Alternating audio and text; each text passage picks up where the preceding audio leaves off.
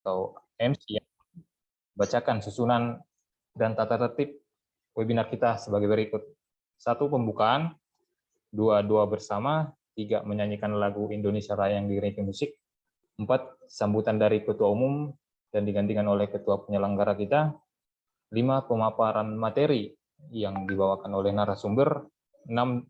Sesi diskusi dan tanya jawab, 7. Penutupan, yang terakhir foto bersama. Adapun tata tertib kita dalam webinar sore hari ini. 1. Pada saat acara berlangsung, peserta dimohon mematikan fungsi mikrofon atau mute. Dan selanjutnya peserta dapat mengajukan pertanyaan dengan menuliskan pertanyaan di dalam kolom chat room dengan menyebutkan nama instansi. Selanjutnya moderator akan membacakan pertanyaan yang dijawab oleh narasumber kita. Selanjutnya, selama webinar berlangsung, mohon seluruh peserta merename nama sesuai dengan nama dan instansi, supaya ketika mengajukan pertanyaan moderator ataupun narasumber, gampang untuk menyebutkannya. Yang terakhir, bagi siapa yang ingin sertifikat, mohon mengisi link Google Form yang sudah disediakan. Terima kasih. Baik, kita lanjut ke acara selanjutnya, yaitu doa. Ada baiknya sebelum kita memulai acara kegiatan webinar kita sore hari ini, ada baiknya kita berdoa bersama sesuai dengan agama dan kepercayaan kita masing-masing. Berdoa dimulai.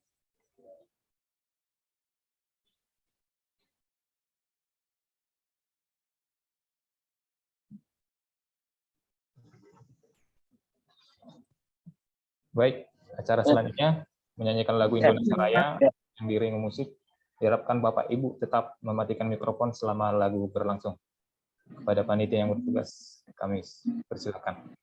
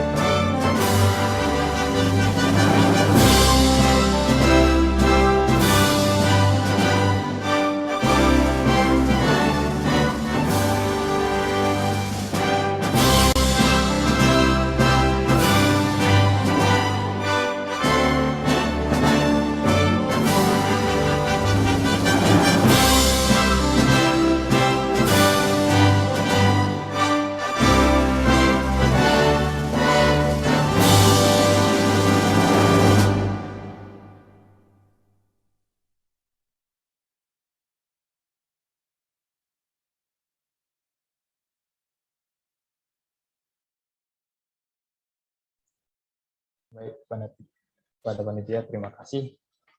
Acara selanjutnya, saya serahkan ke moderator, ketua penyelenggara sekaligus sambutan dari beliau, dan pembukaan acara resmi kita pada sore hari ini, Bapak Mardiaman. Waktu dan tepat, kami persilakan. Terima kasih, Pak Berrenton, Ketahayan. Assalamualaikum warahmatullahi wabarakatuh. Salam sejahtera. Salam sejahtera untuk kita semua. Salam. Om Swastiastu, Namo Buddhaya, salam kebajikan.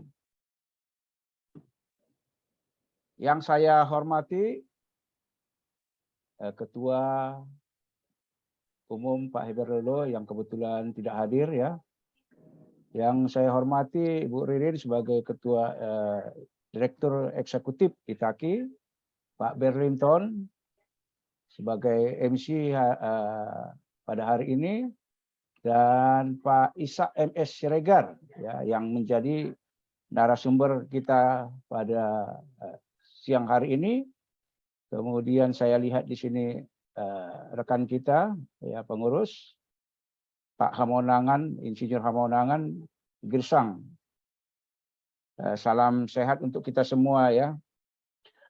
Puji syukur kita panjatkan kepada Tuhan Yang Maha Kuasa karena kita semua di sini ya, yang saya sebutkan satu persatu tadi, termasuk juga para partisipan ya yang sangat kami cintai, sangat kami kasihi, bisa hadir di acara webinar ini yang berjudul Manajemen Implementasi dan Pengendalian Kontrak Desain and Build. Jadi itu temanya, di mana kegiatan kita ini sudah kita daftarkan di LPJK, sehingga nanti para peserta yang hadir di sini yang memiliki sertifikat, yang meminta sertifikatnya itu memperoleh 5 SKPK ya, memperoleh 5 SKPK. Jadi pertemuan ini, kegiatan ini mempunyai dasar hukum ya kepada teman-teman semua, yaitu Undang-Undang 2 2017 tentang jasa konstruksi ya. Kemudian juga dilanjutkan dengan PP-nya ya. PP-nya nomor 14 tahun 2021 ya, yang merupakan pelaksanaan dari Undang-Undang nomor 2. Kemudian yang kita lakukan sekarang ini adalah mengenai ya anjuran ya, kewajiban dari yang dikeluarkan oleh Permen PU PR nomor 12 tahun 2021 tentang PKB, pengembangan keprofesian yang berkelanjutan. Jadi Anda nanti, kita semua yang hadir di sini bisa berdiskusi ya, berdiskusi satu sama lain sehingga benar-benarlah pertemuan ini menjadi pertemuan para profesi. Jadi benar-benar menjadi pertemuan para profesi. Sehingga nanti apa yang kita dapat ini bisa menjadi bekal kita di dalam aktivitas kita di dunia konstitusi. Mudah-mudahan atas ridho Tuhan Yang Maha Kuasa, acara ini bisa berlangsung dari awal sampai selesai, kita semuanya dalam keadaan sehat. Itu sepatah dua kata yang bisa saya sampaikan, sekaligus saya sebagai ketua penyelenggara menyatakan selamat menjalani kegiatan ini, dan dengan ini, kegiatan ini saya buka. Tok, tok, tok. Saya kembalikan kepada Berlinton Hutahayan. Terima kasih.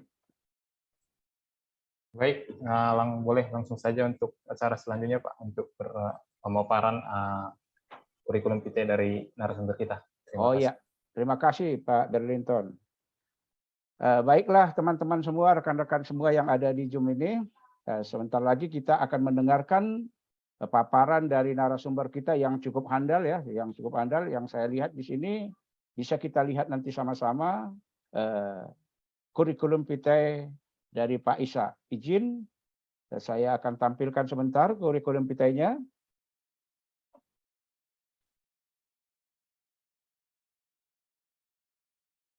Jelas ya rekan semua ya, yang hadir Zoom ini, jelas ya? Jelas Pak, jelas. Ya, jelas ya. Barangkali saya sampaikan kurikulum riwayat hidup ya daripada saudara Isa Sahat Maruli Siregar. Beliau lahir di Sidikalang tanggal 4 Maret 1969. Alamatnya ada di Tambun ya, dan juga di Sumatera Utara barangkali. Kalau di Sumatera Utara, beliau ini tinggal di rumahnya gitu. Jadi ada 2 rumahnya. Begitulah kita orang proyek ya. Pendidikannya ya S1-nya diperoleh dari Teknik Sipil Universitas Simalungun 1995. Kemudian dilanjutkan ke strata S2-nya dari Universitas Indonesia tahun 2005. Dan beliau ini memegang ya keinsinyuran ya, memegang keinsinyuran dari profesi PII ya, dari PI Persatuan Insinyur Indonesia. Beliau ini sudah banyak berpengalaman, dibuktikan dengan Pak Isa ini mempunyai ahli utama ya, sertifikasi kompetensi ahli utama yang dimiliki ini teknis jalan, teknis jembatan, manajemen konstruksi, dan yang medianya sumber daya air. Jadi cukup menarik nanti paparan yang disampaikan oleh Pak Ishak. Kemudian pengalaman beliau ya yang sekarang ini sedang berlangsung ya. Nanti mungkin bisa banyak kita bertanya-tanya, yaitu sebagai tim leader pengendali mutu independen ya. 9 November 2018 sampai sekarang. Jadi multi year ya, nama proyeknya proyek pembangunan desain and build Jalan Tol Kuala Tanjung Tebing Tinggi untuk tahap 1 ya, yang ada menyambung ya ini sampai ke Pematang Siantar. Kemudian beliau juga pernah ya sebagai tim leader ya sebagai proyek penyediaan sanitasi berbasis masyarakat di 1.200 desa, 198 di kabupaten, 33 provinsi di Indonesia. Dan banyak lagi pengalaman beliau ya. Yang terakhir saya lihat di sini ya, bisa kita saksikan yang terakhirnya. Jadi betul-betul sudah berpengalaman ya. Yang terakhir ini ya, yang terakhir itu dimulai proyek pengawasan pekerjaan fisik dan prasarana drainase di Kota Madya Pematang Siantar ya. Jadi itu yang terakhir. Jadi sekian banyak pengalamannya. Jadi pengalaman beliau ini sudah terintegrasi, sudah banyak sekali. Mudah-mudahan dengan pengalaman beliau ini kita bisa bertukar pikiran untuk menambah wawasan kita. Barangkali nanti perlu saya sampaikan, bagi yang mau bertanya nanti bisa raise hand ya, angkat tangan atau di chat kita. Di chat kita nanti kita akan baca satu persatu dan bisa dijawab oleh narasumber kita. Barangkali itu yang bisa saya sampaikan. Untuk itu tidak berlama-lama lagi, waktu saya persilahkan kepada Pak Ishak SM Siregar. Silahkan Pak Ishak. Terima kasih. Baik, Pak Ketua, Pak Dr. Mardiaman, suara saya dapat jelas didengar, Pak? Jelas sekali. Jelas, ya. Assalamualaikum warahmatullahi wabarakatuh. Salam sejahtera, Om Swasti, Swastu, Namo Buddhaya bagi Bapak dan Ibu, semuanya yang bergabung dalam webinar pada sore hari ini. Yang saya hormati Pak Dr. Mardiaman, senior dengan pengalaman juga sangat tinggi. Kemudian Pak Ketua Umum Ataki, Pak Heber Simbolon. Kemudian Ibu Ririn, ya sebagai juga dari Asosiasi Ataki, dan saudara-saudara sekalian yang saya cintai dari berbagai suku, latar belakang, dan pengalaman bekerja kita masing-masing. Pada sore hari ini saya dimintakan untuk menyampaikan presentasi yang terkait dengan pengembangan profesi berkelanjutan. Jadi seperti apa yang disampaikan oleh Pak Dr. Mardiaman, bahwa kita individu insani teknik sipil, engineer, itu sudah mulai mengalami perubahan. Kalau dulu hanya kita yang mengetahui pengetahuan kita, sekarang kita akan berbagi, sharing antar kita untuk meningkatkan profesionalisme dan kompetensi. Pada webinar kali ini saya juga melihat ada lumayan banyak ya, 42 dari yang ini. Sebagian ada saya kenal beberapa rekan mahasiswa Pak Dr. Mardiasman. Ini mahasiswa dari kampus saya, Fakultas Teknik ya, Universitas Simalungun. Di situ saya punya rahim yang disebut dengan alma mater. Nah, kemudian juga ada rekan-rekan dari profesi insinyur juga yang gabung. Ini satu kehormatan bagi kita Ataki. Semoga rumah Ataki menjadi rumah untuk tempat pembelajaran. Pak Ishak, sebentar, Itaki. Ya. Itaki. Itaki, ya, Itaki ya. Ya. Ya. Terima kasih Pak Mardiaman, koreksinya. Jadi Itaki rumah kita untuk belajar, dari oleh untuk kita. Dan kemudian belajar ini adalah long life education. Artinya kita belajar sampai tua.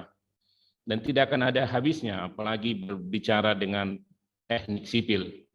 Kalau ada satu metode pekerjaan dianggap sudah berhasil, ada lagi nanti orang yang akan mempelajarinya. Jadi dunia teknik sipil bagi kita dengan pengalaman masing-masing dan adik-adik yang junior, ya, bapak-bapak yang sedang berkembang juga merupakan hal yang menarik.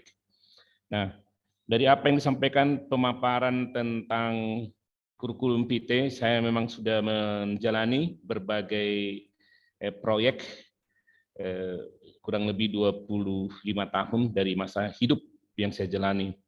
Jadi ini adalah berbagi pengalaman bukan karena kepintaran saya, tapi mudah-mudahan ini dapat memberi siraman pengetahuan dan bisa dapat dipetik mana yang kurang dan mana yang perlu diambil dalam memperkaya khasanah dunia ketensipilan. Nah, izinkan saya akan menyampaikan paparan ini dan men-share melalui share screen.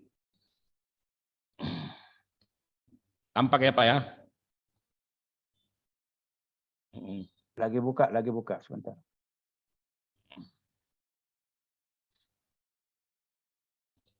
Ibu Ririn jelas? Udah jelas. Jelas, Ya. Pak. Nah, kali ini dalam belajar bersama ini, saya akan memaparkan dengan topiknya adalah manajemen, implementasi, dan pengendalian kontrak design and build. Saya bergerak dari pengalaman mendampingi beberapa proyek yang berkarakter design and build, termasuk berkontrak lah dengan design and build. Nah, jadi ini disandingkan dengan landasan peraturan atau regulasi dan juga teori yang kita pelajari di sekolah. Nah, jadi topik mengapa harus manajemen implementasi. Di berbagai pemaparan, kalau kita lihat di YouTube maupun di webinar yang lain, sudah banyak sebenarnya membicarakan tentang design and build. Nah, lalu setelah berkontrak, bagaimana mengimplementasikannya? Ini akar dari pemikiran yang saya berani menyampaikan gagasan ini kepada Itaki, supaya kita memiliki apa bedanya dengan pemaparan yang teoritis design and build dan apa yang terkait dengan manajemen implementasi. Karena salah satu kompetensi yang saya miliki juga adalah manajemen konstruksi. Nah, jadi dalam posisi-posisi ini saya mempelajari, mengalami, dan melakukan pemahaman seperti apa sih, dan mudah-mudahan ini bisa mendapatkan tambahan pengetahuan dan wawasan bagi Bapak dan Ibu sekalian. Nah, outline yang akan saya sampaikan pertama adalah overview substansi kontrak design and build. Jadi tidak akan membahas bagaimana sih dilakukan kontraknya, bagaimana prosedurnya. Nah, ini hanya overview, tinjauannya, supaya kita mendapat frame yang sama, bagaimana nanti manajemen implementasinya. dan pengendalian sehingga yang namanya kontrak design and build ini dapat terlaksana sesuai dengan keinginan dan keperluan. Nah, jadi model kontrak design and build ini akan saya jelaskan dalam overview. Nah, jadi dalam overview substansi kontrak design and build. Jadi kontrak design and build ini disebut dalam ranah aturan Indonesia adalah kontrak terintegrasi. Ini menjadi pelaksanaan pengadaan jasa untuk infrastruktur yang saat ini mulai trending ya, maupun di tingkat pusat, di tingkat daerah. Aku mau buat proyek saya ini dengan kontrak design and build. Nah, karena ada pandangan lebih simpel dan menghemat waktu. Jadi secara umum kontrak itu ada dua, satu kontrak konvensional ya, kemudian yang biasa dilakukan dulu proses studi, kemudian penyiapan DED, baru dikontrak. Nah, kalau ini adalah terintegrasi, yaitu tergabungnya antara DED ya dengan pelaksanaan. Nah, namun kontrak desain dan build ini juga memiliki resiko jika tidak dimanage dengan baik. Sebab persoalannya ada jenis pekerjaan yang bisa saja tidak pasti. Kemudian volume pekerjaan yang belum final. Dan kemudian saat pelaksanaan terjadi unforeseen, ya, terjadi ketidakpastian. Ini bisa terjadi dan kontrak ini umumnya lump-sum maupun metode pembayarannya ada yang lump-sum gabungan, tapi umumnya semua lump-sum. Di mana kenaikan bahan dan kondisi owner yang tidak selalu stabil. Jadi ada dua pihak yang berkontrak antara penyedia dan yang membutuhkan jasa. Bisa saja ya, pemilik atau owner ini tidak stabil. Akhirnya terjadi lagi masalah. Tidak stabil apanya? Satu, rencananya bisa berubah. Keuangannya bisa berubah. Nah, yang ketiga adalah tata kelola desain build yang tidak baik akan berkontribusi terhadap risiko hilangnya waktu, biaya, mutu, dan ketidakpuasan pengguna maupun penyedia jasa. Nah, jadi itu. Jadi kita memilih satu model, tapi ternyata menjadi masalah, muncullah ketidakpuasan. Jadi ini sering kita bagi sehari-hari, misalnya kita membangun rumah, ya, ini kontrak desain dan build ini sebenarnya sudah dipraktekkan dalam masyarakat. Ya, dia membangun rumah, dia panggil tukang, hey tukang, buat desain dan lakukan. Yang empunya rumah katakan, saya ingin luasnya 36 meter kuadrat kamarnya, pakai A, pakai B material ini. Tapi setelah dilakukan, si yang empunya ingin perubahan. Sementara biaya sudah terikat. Nah, akhirnya antara pemilik dan yang penyedia jasa bisa menjadi bertengkar. Nah, jadi demikian juga dalam permasalahan fase pelaksanaan kontrak. Ya, dalam fase permasalahan fase pelaksanaan kontrak, ini adalah fase yang paling riskan dari mulai tahap awal inisiasi, kemudian perancangan, pelaksanaan, sampai nanti operasi dan maintenance. Salah satu yang paling berisiko adalah di fase pelaksanaan. Kontrak design and build juga mengalami hal ini. Dari yang pernah saya lihat, ini gambar, memang bukan gambar proyek design and build. Ini hanya gambar contoh. Bisa saja biaya habis, fisik tidak tercapai. Jadi apa yang dikontrakkan tidak tercapai. Ini akan menimbulkan masalah, yaitu kepada pemeriksaan.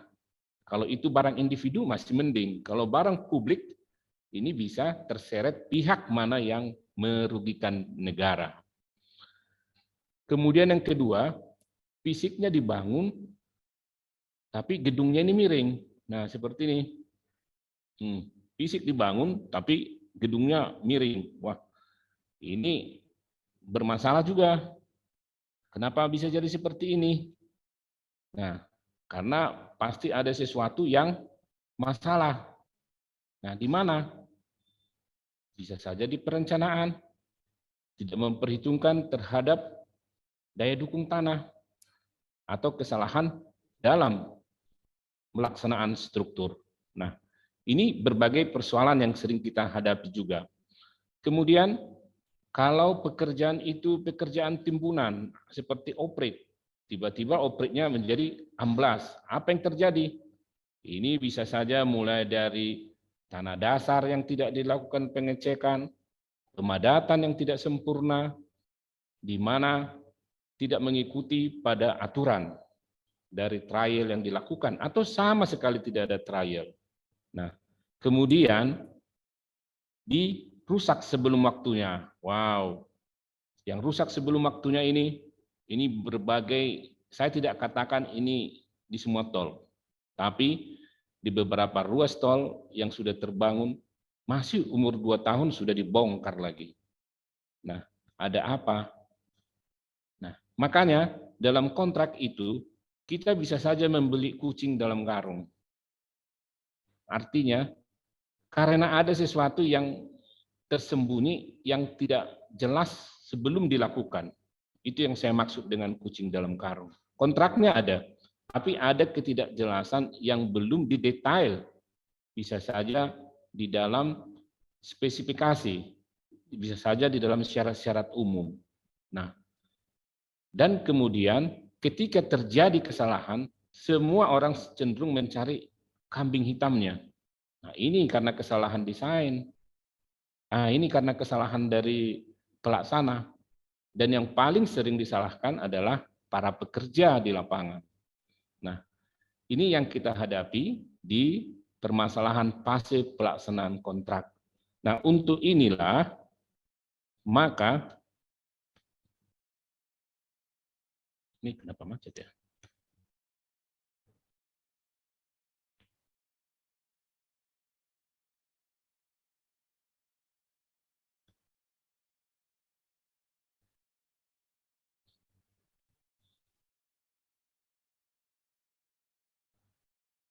Sebentar, ada masalah sinyal ini.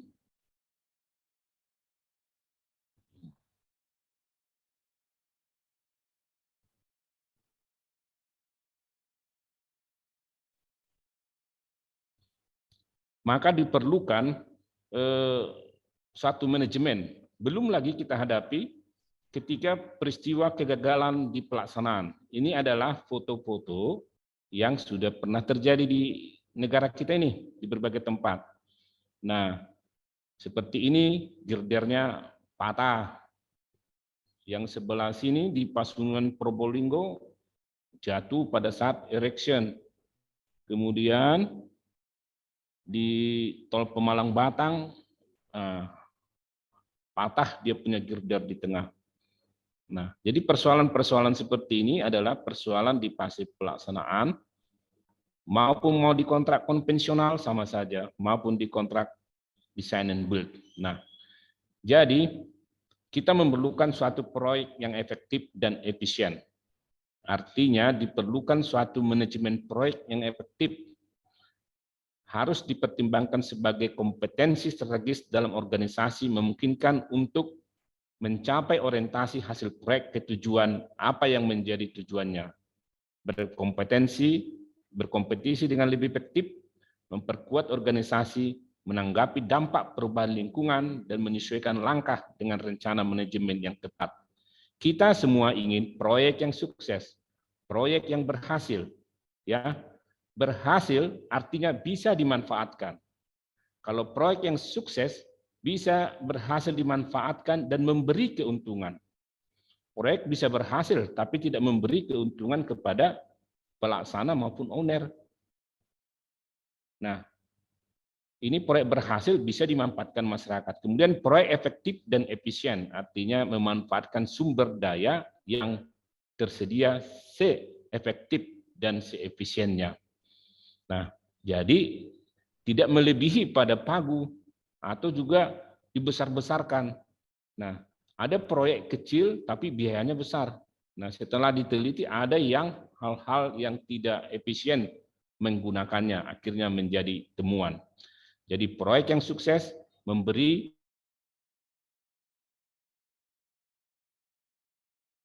hasil, bangunan yang dipakai bermanfaat sesuai dengan tujuan, proyek yang efektif dan efisien, memanfaatkan sumber daya yang terukur, yang dapat dipertanggungjawabkan dan accountable.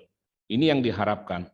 Nah, jadi kalau kita lihat hubungan dari apa yang saya sampaikan di atas mengenai yang pertama apa itu design and build, kemudian apa yang terjadi di fase pelaksanaan dan apa yang dihasilkan dari proyek yang sukses, ya, maka semua itu memerlukan namanya manajemen implementasi dan pengendalian kontrak. Kalau mau proyek itu tidak rusak, ya harus ada manajemennya. Kalau mau baik juga harus dilakukan manajemen implementasi dan pengendalian dari kontrak itu. Nah, jadi secara garis besar bahwa unsur dari pelaksana proyek adalah owner, kontraktor, dan konsultan. Jadi pertanyaan intinya adalah bagaimana dilakukan manajemen dan pengendalian kontrak design and build agar dapat mencapai tujuan proyek. Masing-masing pihak menjalankan peran yang optimal dan bertanggung jawab atas capaian kerja. Jadi di sini ada bertanggung jawab bersama. Nah, ada proyek yang kemudian si kontraktornya ketika dilakukan pemeriksaan tidak bertanggung jawab. Dia tidak menyiapkan dokumen pertanggungjawaban baik quality maupun kuantitinya. Demikian juga konsultan. Konsultan tidak memiliki dokumen rencana pengawasan. Ketika dilakukan pemeriksaan, dia nggak bertanggung jawab. Pokoknya saya hanya ngawasin. Nah, inilah persoalan, berarti kurangnya manajemen implementasi, sehingga sangat mudah menemukan kekurangan dari proyeknya. Nah, demikian juga si owner. Owner yang menjadi tanggung jawabnya, dia lepaskan kepada kontraktor dan konsultan. Nah, ini hal yang tidak baik di dalam pelaksanaan kontrak design and build yang memiliki kekasan seperti yang akan saya jelaskan berikut ini. Nah, jadi bagaimana manajemen pelaksanaan itu dilakukan, ya? Bahwa dasar peraturan terkait dengan pelaksanaan proyek desain dan build ini sudah jelas, yaitu sekarang yang terbaru adalah diatur di dalam Permen PU nomor 25 tahun 2020 sebagai perubahan atas Permen PU nomor 1 tahun 2020, di mana kalau sejarah dari kontrak desain dan build ini secara aturan sudah ada sejak 2015 ya, melalui Permen PUPR nomor 19 tahun 2015, kemudian berubah menjadi Permen nomor 12 di tahun 2017, dan sekarang kita memakai Permen nomor 25 di tahun 2020. Nah, secara implisit di situ sudah disebutkan apa yang menjadi kriteria dari namanya pekerjaan design and build.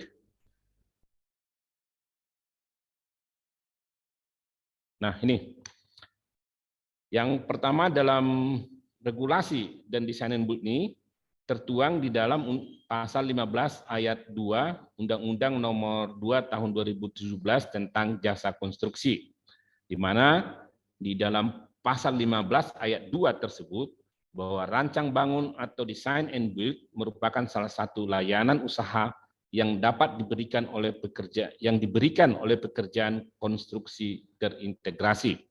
Pekerjaan konstruksi terintegrasi merupakan gabungan antara pekerjaan konstruksi dan jasa konsultansi konstruksi. Nah, nanti bisa dibaca di dalam materi yang akan dibagikan oleh panitia kalau mendaftar katanya.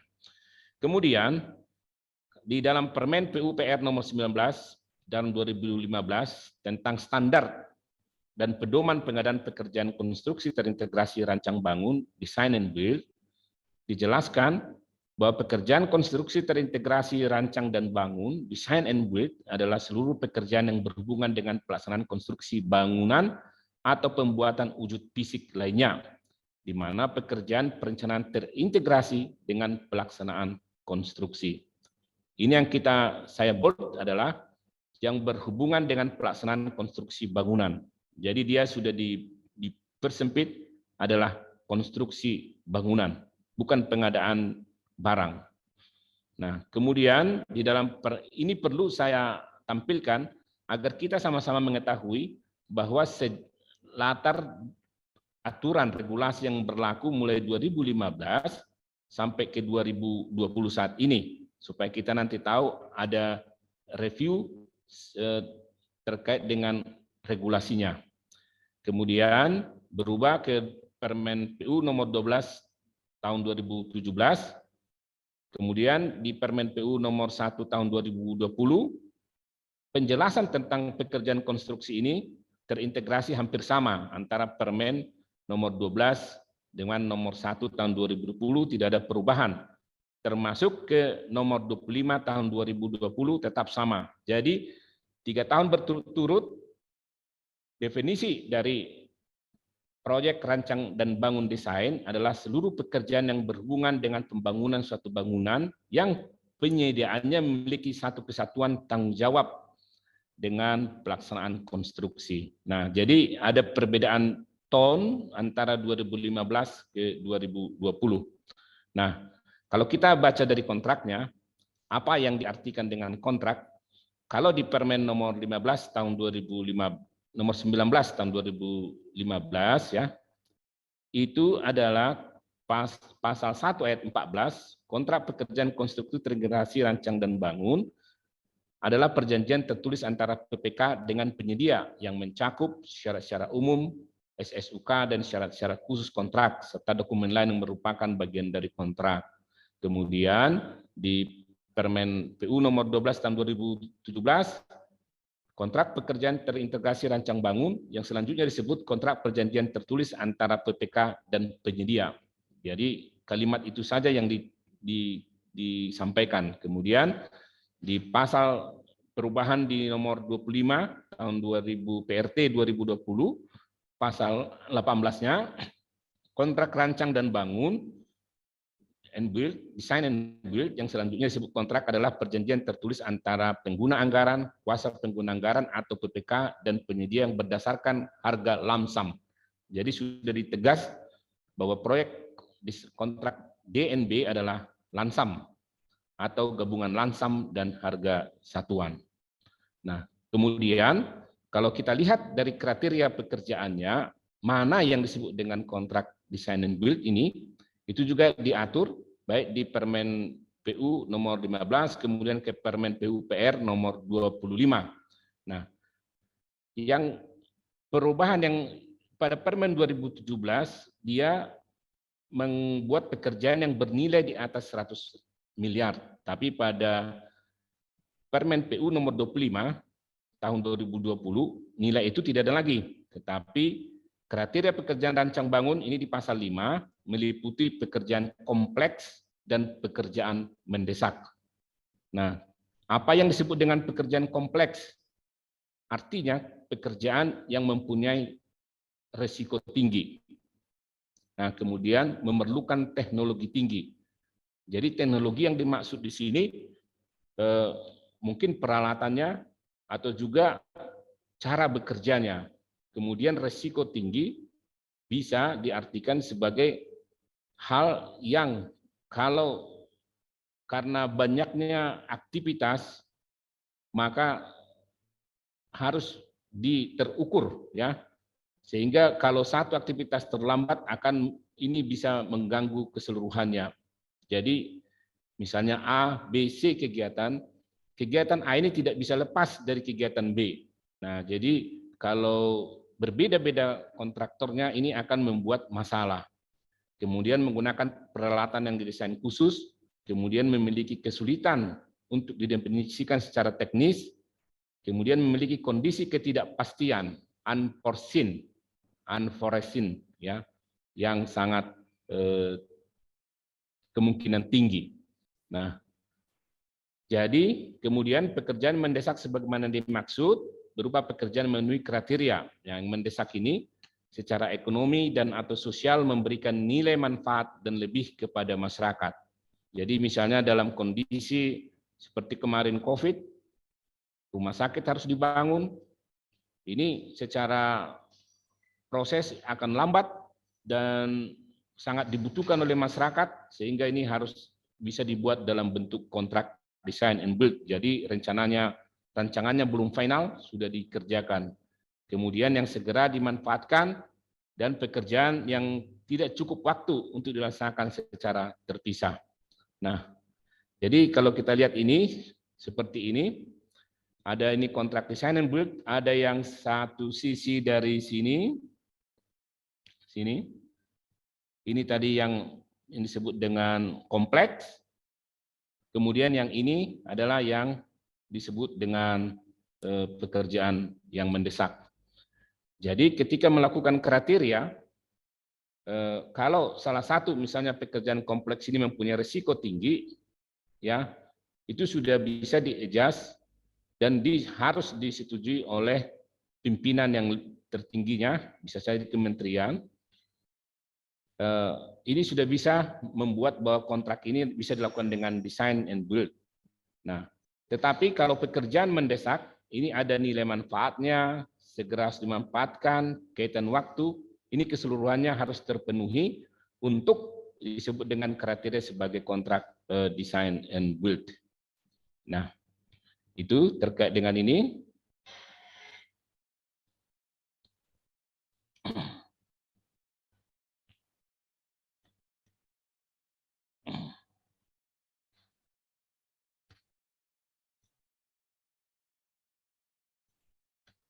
Ya. Nah, kalau kita lihat dari substansi kontraknya, ya, apa yang menjadi isi kontraknya ada meliputi 21 ya. Ini ada penunjukan dan penerimaan pekerjaan, bagaimana lingkup pekerjaannya, masa pekerjaannya diatur ya, masa pekerjaan perancangan. Karena dari basic desainnya kemudian harus dikembangkan, namanya development basic ya. Ini masa pekerjaan perancangan berapa lama, masa konstruksinya berapa lama, masa pemeliharaannya berapa lama. Kemudian dasar pelaksanaannya apa. Kemudian yang poin 4 dalam kontrak itu harus ada hari kalender dan hari kerja. Kemudian ada hak dan kewajiban para pihak. Nomor 6 jenis dan nilai kontraknya. Nomor 7 jangka waktu. Nomor 8 ada diatur jaminan pelaksanaan, jaminan pemeliharaan dan sebagainya. Saya lebih mengajak kita melihat tentang dasar pelaksanaan. Karena kontrak design and build ini adalah bersifat lansam, ya, maka urutan-urutan ini sangat penting ketika melakukan manajemen implementasi. Ya, jadi ini urutan dasar pelaksanaan kalau ada adendum kontrak yang baru, tentu yang didasari pertama kontraknya, berita acara yang berkaitan dengan proses pengadaan, adendum pengadaan, kecuali jika ada, ini kecuali rancang kontrak pengadaan dan daftar kuantitas. Jadi daftar kuantitas yang ada di dalam kontrak yang di awal itu boleh daftar kuantitas yang masih fleksibel. Nah, jadi kalau misalnya di kontrak design and build ada 100 miliar di RAB-nya, itu masih fleksibel. Karena nanti yang paling menentukan adalah setelah dilakukannya pengembangan basic design atau yang disebut dengan DED atau RTA. Kemudian kerangka acuan pelaksanaan, ketentuan umum kontrak. Jadi ketika bermasalah, kita akan ambil urutan-urutan hierarki ini. Apa yang menjadi hierarki? Jadi ketika bermasalah masalah biaya, si pihak kontraktor katakan ini kurang. Lah, kita harus kembali dulu ke dalam dokumen, di dalam adendum dokumen pengadaannya. Ya, kalau di situ dibunyikan bahwa ini adalah lansam fixed price, ketika terjadi naik harga dan di dalam kontrak dikatakan ketika kenaikan harga ataupun penambahan itu bagian dari include kontrak, maka dia harus patuh terhadap hal tersebut. Disinilah nanti yang sering terjadi persoalan dalam kontrak design and build. Nanti akan kita lihat bagaimana masalahnya. Nah, kemudian ada spesifikasi khusus, spesifikasi umum, kriteria desain, kemudian pedoman keselamatan dan kesehatan kerja, kemudian dokumen penawaran yang diajukan oleh pihak kedua. Jadi dokumen penawaran yang diajukan oleh pihak kedua itu adalah urutan, kalau kita lihat ini urutan K. Urutan K, bukan urutan yang nomor 1. Nah, kalau di dalam konvensional, apa yang di dokumen penawaran itu menjadi pegangan dari kontraktor, karena itulah yang diperjanjikan. Jadi kalau di sini, kalau kita lihat A, B, C, D, E, F, sampai I, ini lebih cenderung adalah di pihak owner, ya. Kemudian K, ini adalah di pihak dari kontraktor. Nah, kemudian ada gambar detail engineering, gambar design development, gambar basic design. Kemudian dokumen lain yang menjadi lampiran dari kontrak. Nah, lalu apa yang bisa kita lihat dari benefit dan design and build ini?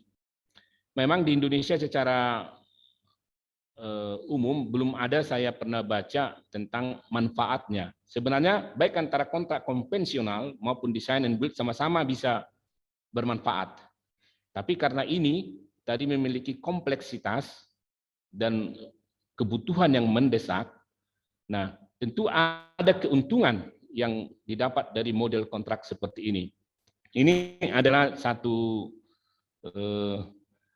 saya ambil dari Construction Industry Institute ya, dari CCI, Penn State Research, comprising dari 351 proyek ya, dari bernilai 5.000 sampai dengan 2,5 miliar. Ini dilakukan di Amerika, US, penelitiannya menyebutkan bahwa antara kontrak desain, bid and build, ini yang disebut dengan konvensional itu, yaitu ini yang namanya konvensional, didesain dulu, ditenderkan, baru dibangun. Nah, ini kalau kita lihat ini ada konsep planningnya, preliminary design, final design, estimate, bidding, permit, select kontraktor, baru dikonstruksi. Nah, kalau kita lihat ini metode design and build, namanya konsep planning dan select design ini satu. Kemudian primary design dan estimate bidding ini satu, kemudian final design dan permit ini satu, kemudian langsung dikonstruksi. Nah, apa yang dijelaskan dari design build delivery method? Menurut ini bahwa proyek yang dibuat design and build membuat ya semua pihak menjadi bertanggung jawab ya. Ini the design, build, contractor, and subcontractor work together from start to finish. Nah, jadi karena mereka dari bersama mengawali, membuat DED ini dan melaksanakan, jadi mau tak mau mereka harus bekerja sama. Ini manage yang pertama. Kalau tidak ada kerjasama dalam proyek design and build akan sulit. Karena nanti tadi urutan K, yang namanya kontraktor itu di bawahnya, yang di atasnya semua itu dari owner. Nah, kemudian dari construction management and risk delivery method ya, disampaikan bahwa secara waktu lebih cepat 35,5% ya, dan menghemat biaya 6,1%. Nah, jadi kalau kita lihat inilah yang 35% itu hemat waktu.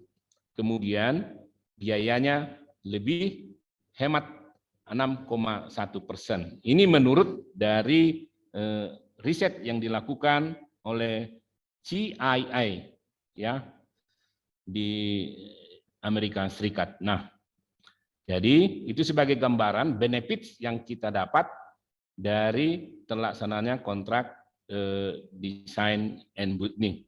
Jadi tadi sudah kita jelaskan tentang latar dasar aturannya, Kemudian manfaat. Jadi manfaatnya 35,5% dari segi waktu, kemudian 6,1% dari segi biaya. Tapi ini semua tergantung bagaimana manajemennya. Kalau manajemennya bagus, ini pasti berhasil. Tapi kalau manajemennya tidak bagus, ini mustahil. Akan kembali saja seperti kontrak konvensional, ya. Atau justru kontrak konvensional akan lebih bagus daripada kontrak design and build. Nah, selanjutnya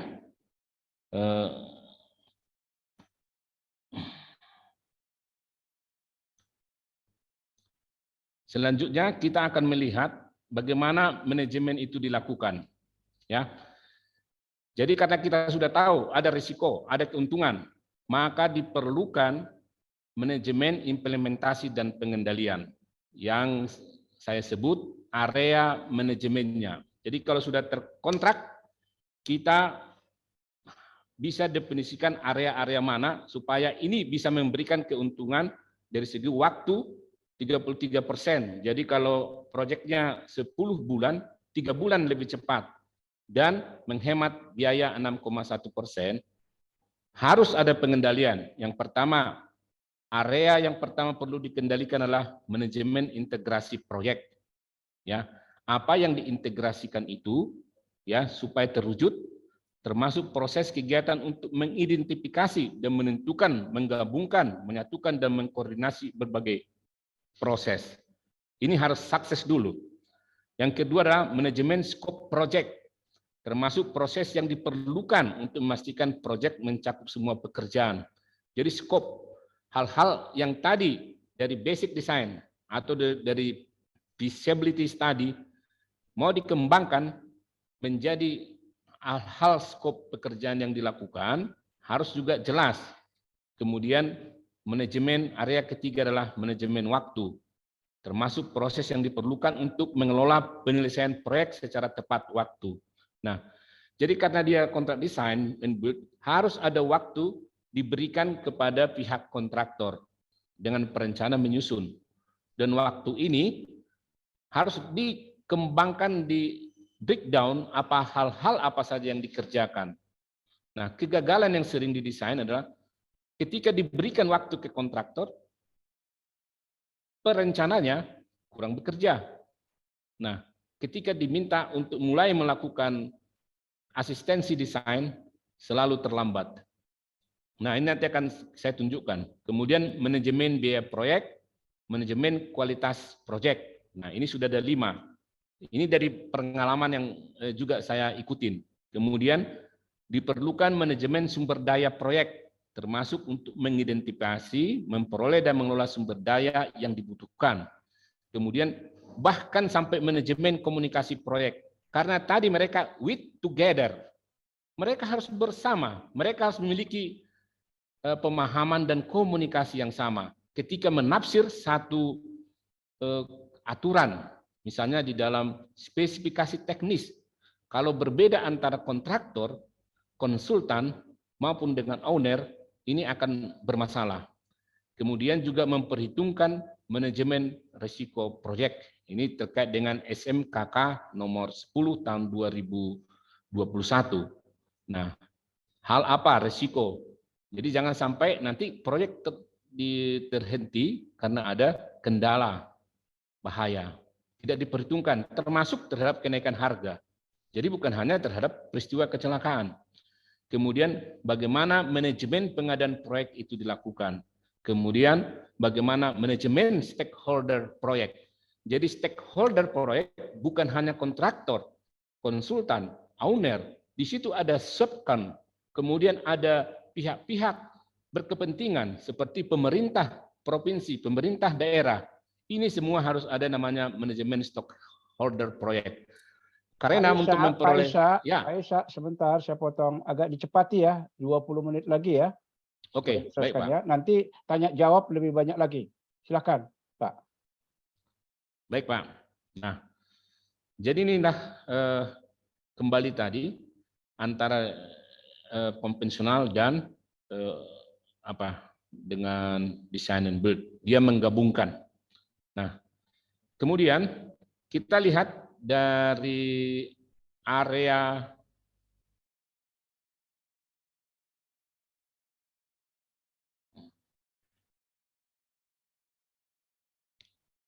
yang pertama tadi area substansi ya sudah kita sampaikan, kemudian area yang kedua yaitu project scope ya. Jadi bagaimana manajemen penyusunan awal proyek. Jadi owner kasih ke kita dalam bentuk kontrak, silahkan susun. Nah, di sini harus ada bagaimana melakukan pengembangan dari basic desainnya menjadi untuk dikembangkan menjadi DED. Nah, jadi yang pertama sini adalah kelompok penginisiasi ya, yaitu pastilah owner. Nah, siapa saja? Tentu nanti akan ada pihak yang membantunya. Kemudian yang kedua adalah kelompok proses perancangan.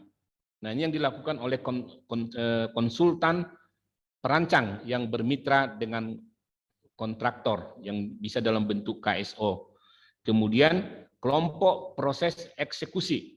Nah, dalam proses eksekusi ini ada berbagai pihak juga yang terlibat ya. Kemudian kelompok pemantauan dan pengendalian, kemudian kelompok proses serah terima atau penutupan. Nah, ini area project scope yang pertama adalah project bagaimana menginisiasinya ya. Jadi dalam design and build ini ya, si pengguna jasa itu menyiapkan basic desainnya. Siapa temannya? Bisa tim teknis maupun manajemen konstruksi. Nah, dalam peraturan 25 per PM ya, PM PUPR 25 tahun 2020 bahwa MK dan tim teknis. Jadi sebelumnya hanya MK, itu peraturan nomor 17 tahun nomor 1 tahun 2020, kemudian dirubah bahwa bisa tim teknis menjadi mitra dari owner dalam mempersiapkan basic design. Nah, kemudian dalam penyiapan dokumen basic ini ya, konsultan manajemen konstruksi atau tim teknis sejak persiapan pengadaan sampai dengan serah terima akhir hasil pekerjaan. Ini dalam pasal 7 ayat 1.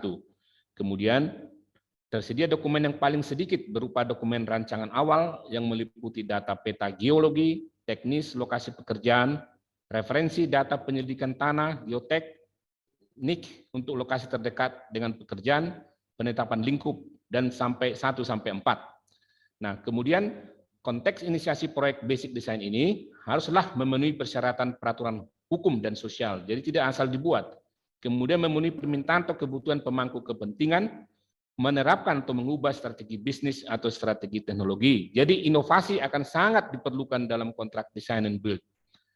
Jadi karena si perancang dan kontraktor itu punya wewenang. Nah, jadi desainnya ini kemudian nanti diasistensikan kepada MK dan tim teknis untuk disetujui. Kemudian membuat meningkatkan perbaikan produk, proses dan layanan. Jadi kalau di kontrak konvensional, apa yang kita terima tidak akan bisa kita rubah. Misalnya kalau ukurannya modelnya dalam model jembatan dengan komposit. Nah, kalau di dalam proyek di design and build itu bisa kita rubah kalau ada kreasi dan ataupun inovasi yang kita kembangkan. Nah, kemudian kalau kita lihat di sini, kalau di PM nomor 1 2020 semua di konsultan MK. Kemudian di dalam PM 25 tahun 2020 bisa tim teknis atau juga tim teknis bisa mendahului kemudian dilanjutkan oleh konsultan MK sampai selesai proyeknya.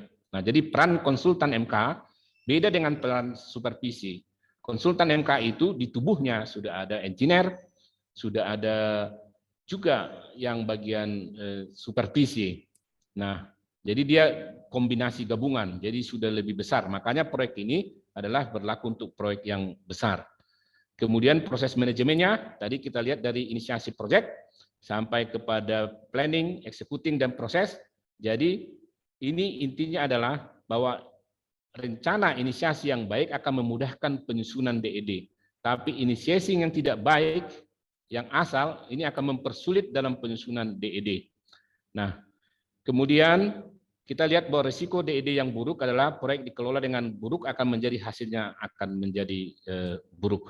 Nah, kemudian dalam development design ini ya tidak semudah juga bahwa ada proses yang namanya proses rencana kerja. Jadi si perancang dalam tubuh kontraktor itu harus membuat rencana kerjanya apa, kemudian melakukan survei dan koordinasi, melakukan perencanaan teknis. Nah, ini saya ambil dari salah satu yang berlaku di BPJT ya, di Badan Pengatur Jalan Tol yang dilakukan oleh BUJT dengan kontraktornya ya. Mereka melakukan survei, kemudian perencanaan teknis, kemudian melakukan asistensi, berita acara. Nah, jadi kontrak yang desain ini sampai pada berita acara, kalau sudah disetujui desainnya oleh owner atau tim teknis ya, ini produk gambar itu sudah dapat dipakai sebagai soft drawing. Jadi sambil kerja gambar disiapkan, kalau sudah final bisa dipakai menjadi soft drawing dari gambar basic design. Nah, kemudian ini kita lihat bahwa ketika melakukan design development dalam basic design, ini saya tampilin. Dalam kontrak box culvert drainasi itu 23. Tapi dalam pelaksanaan itu diperlukan 49. Maka terjadi persentase penambahan 213%. Nah, di kontrak konvensional ini tidak akan terjadi, tapi di design and build bisa terjadi.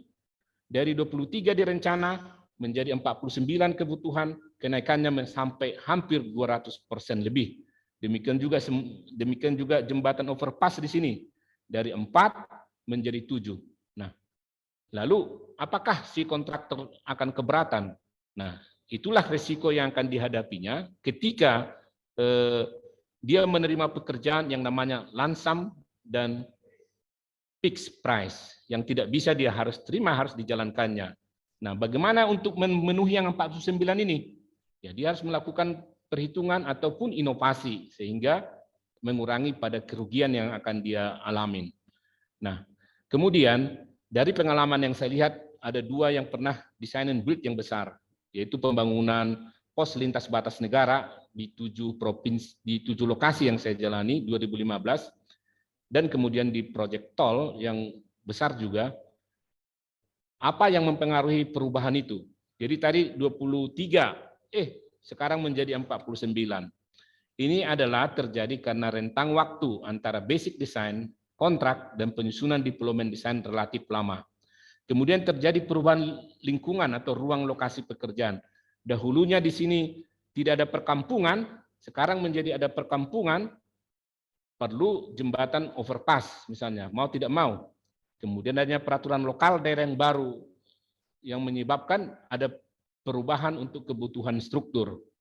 Kemudian kecermatan konsultan feasibility study kurang menyesuaikan dengan visioner. Jadi ketika mau dibangun, di sini nggak terpikir bahwa akan terjadi perubahan sudah menjadi lokasi perkantoran. Akhirnya ketika pembebasan lahan, ini akan menjadi masalah. Kemudian penelitian dan studi tidak mengikuti kaidah dasar. Jadi pengambilan sampel tanah tidak mengikuti sesuai ketentuan. Nah, misalnya berapa layer. Nah, kemudian titik sondir atau borlok tidak sesuai rencana titik bangunan.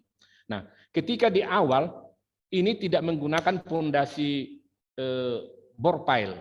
Ternyata ketika mau dieksekusi di desain di development design ternyata batu keras, maka akan dilakukan bore pile. Nah, ini adalah kesalahan dalam pengambilan sondir atau borloknya tidak sesuai. Jadi titik bangunannya yang diperjanjikan itu tidak tepat. Nah, kemudian kendala survei pengukuran karena ditolak warga atau lahan belum bebas, kemudian tidak dilakukan recheck data, kemudian kelalaian dalam penyimpanan data, bukti dan dokumentasi, kemudian dan faktor lain. Nah, sekarang kita lihat di area manajemen waktu. Di area manajemen waktu sebegini banyak kegiatannya, ya. Yang diharapkan adalah adanya sanksi yang jelas. Jadi selalu ada sanksi yang jelas atas keterlambatan. Yang namanya keterlambatan minus, ada namanya SCM, ya, dan maupun denda. Nah, jadi kemudian penghentian proyek bisa saja terjadi, ya, karena bisa saja si habis atau tidak ada dana lagi punya owner, kemudian sumber daya manusia atau fisik tidak lagi tersedia. Ini bisa dibaca. Kemudian ini siklus hidup proyek. Nah, ini gambaran bagaimana menilai, ya, dari progresnya. Jadi progres dari design and build lansam, ya, itu bisa dihitung kepada misalnya di dalam kontrak adalah yang bisa dimanfaatkan. Jadi misalnya seperti sini, pekerjaan rigid pavement yang sudah selesai itu 16,11 km. Ini yang diprogreskan.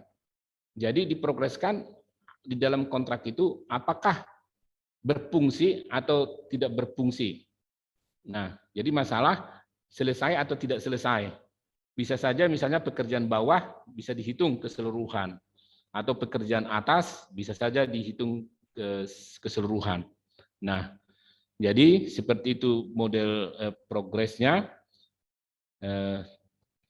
Jadi item pada outputnya, output dari misalnya pekerjaan struktur, outputnya harus selesai sampai pada pile cap baru dihitung. Nah, itu dihitungnya sebagai progres kemajuan, harus sampai pada pier head dan sebagainya.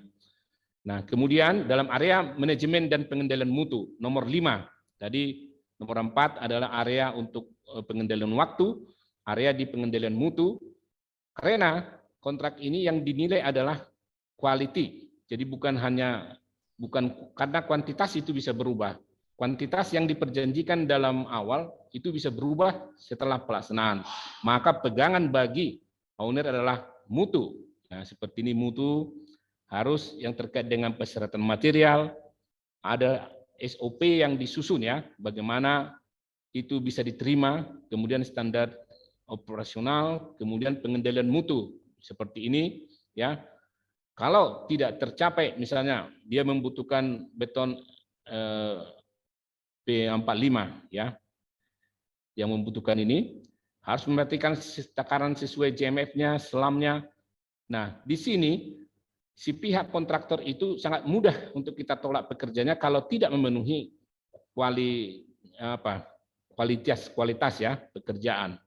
Nah, ini semua diatur, kemudian aktivitas pengendalian ini semua diatur, kemudian pengendalian mutu rigid, ya. Ini gambar-gambar contoh pengujian sebagai syarat-syarat keberterimaan. Karena kita bukan design and build, bukan itemnya, tapi adalah syarat keberterimaan dan keberfungsian satu item pekerjaan. Nah, seperti ini dilakukan termasuk juga dalam aspek SMKK. Nah, seperti itu Pak Mardiaman sebagai pengantar untuk diskusi kita. Terima kasih. Saya kembalikan ke moderator. Ya, terima kasih Pak Ishak. Tolong share-nya diapakan ya, di stop. Iya. Sekarang sudah jam 4.21 ya. Mungkin masih ada bertanya kita ya, kira-kira sampai jam berapa, Rin? 25 barangkali kira-kira 5 menit ya. Di jam 5 lewat sedikit ya. Udah cukup panjang itu ya. Oke, barangkali ya. Terima kasih Pak Ishak yang sudah membawakan materinya dengan jelas, dengan sangat baik sekali ya, dan banyak mungkin ya pertanyaan-pertanyaan yang bisa ditanyakan, masukan-masukan yang kurang jelas ya, itu bisa ditanyakan. Dan saya sudah menangkap poin-poinnya tadi ya, dan kebetulan di sini banyak mahasiswa juga ya, kemudian praktisi. Barangkali untuk yang praktisi dan sekaligus mahasiswa banyak ini yang bisa diangkat jadi topik-topik ini, ada saya catat ini ya, ya, banyak sekali nih. Jadi apa yang diperoleh di lapangan itu bisa dibuatkan ke dalam tulisan akademisi, sebuah penelitian yang cukup menarik. Contohnya kalau saya lihat tadi itu di DED ini ya, ada faktor-faktor basic design, ada faktor-faktor yang mempengaruhi apa namanya itu DED ini ya, pengaruhi perubahan basic design ya. Nah, itu faktor-faktornya kalau saya lihat tadi itu banyak ya, rekan-rekan semua banyak itu. Tapi kan belum dituliskan mana yang paling utama prioritas ya. Kan nggak semua faktor-faktor itu sama kekuatannya ya. Itu bisa itu disurvei kepada ya para apa namanya pelaksana ya yang sudah melaksanakan design and build itu ya. Kemudian saya tangkap juga di sini bahwa DED ini cocok dilaksanakan untuk yang berisiko dan apa tadi itu keterdesakan ya. Seperti apa berisiko itu? Keterdesakan itu kemudian itu sub kriterianya ada saya lihat itu bisa cocok diangkat ya dan ditanyakan karena apa yang disampaikan oleh Pak Ishak ini kan belum dikaji secara akademisi. Dari mana faktor-faktor itu mungkin dari hasil wawancara aja ya apa namanya itu ya. Tapi belum diuji cobakan. Barangkali itu menjadi poin penting bagi mahasiswa. Kemudian tadi saya lihat juga ada manfaat, benefit ya. Benefitnya itu banyak tadi desainable. Apa seperti itu ada benefitnya tadi yang dikeluarkan CII ya Construction Institute itu coba diuji teskan. Itu kan dari Amerika, dari luar, dari di dalam negeri benar enggak gitu. Apa yang dibawakan dari luar itu cocok enggak di Indonesia kan belum tentu. Itu menjadi riset penelitian yang cukup bagus ya. Dan itu bisa kita diskusikan sekarang ini untuk menambah wawasan kita.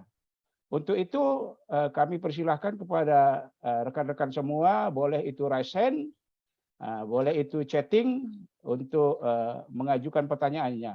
Tapi yang jelasnya tadi di dalam chat ada satu saya lihat ya Pak, mungkin itu yang pertama, yaitu dari Pak Banu Resta.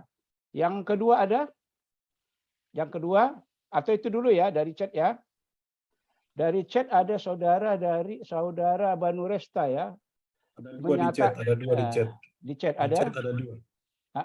Dari saudara Banu Resta mengajukan pertanyaan. Apakah ada ya aplikasi atau software yang dapat membantu kita ya dalam hal pengelolaan proyek, manajemen proyek, design and build itu ada enggak gitu?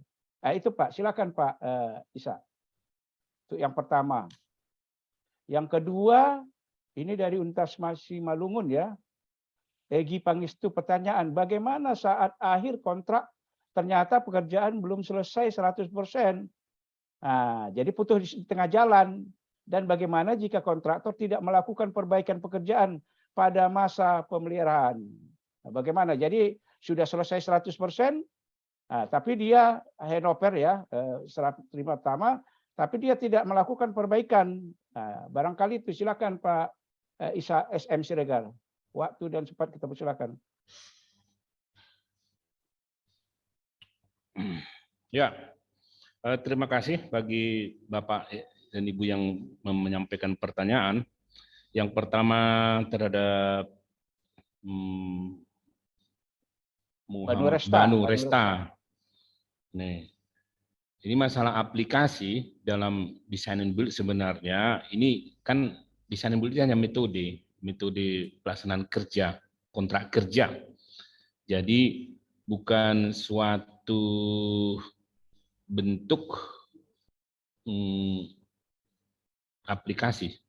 Jadi ini metode kontrak. Jadi kita mengenal ada metode kontrak yang konvensional, di detail, di bid, kemudian dilaksanakan. Yang ini terintegrasi si kontraktor dengan konsultan itu satu. Tapi kontrak konsultan berencana ya, rencana. Nah, kemudian untuk software saya pikir untuk menyusun proyek kan sudah menilai proyek sudah ada proyek manajemen itu sama aja dipakai, itu aja dipakai, nggak ada kekhususan. Mau aplikasi membuat gambar sama aja, ada AutoCAD, kemudian aplikasi perhitungan struktur juga ada. Jadi nggak ada spesifikasi khusus untuk design and build. Nah sekarang ini yang populer adalah BIM, Building Information itu ya, manajemen yang dipakai itu untuk sebenarnya pengendalian pelaksanaan saat mau di perencanaan maupun di pelaksanaan. Jadi dia sudah dalam bentuk detail item-item pekerjaan yang digambarkan dalam bentuk BIM. Jadi kalau sudah selesai dikasih tanda, dan itu untuk mempermudah bagi pihak lain melakukan monitoring progresnya. Itu ya kepada Pak Banu Resta. Jadi tidak ada aplikasi khusus.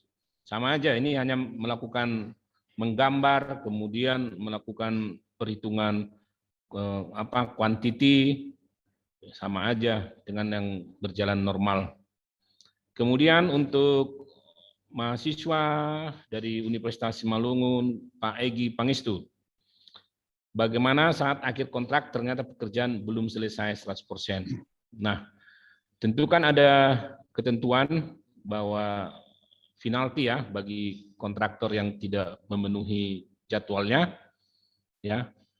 Kemudian ada retensi, bisa saja, kemudian penambahan waktu. Kalau di pengajuan dari kontraktor apa alasannya, atau sama sekali diputus kontrak kalau memang tidak ada niat dan untuk menyelesaikan, dan nanti dia punya jaminan akan dipotong.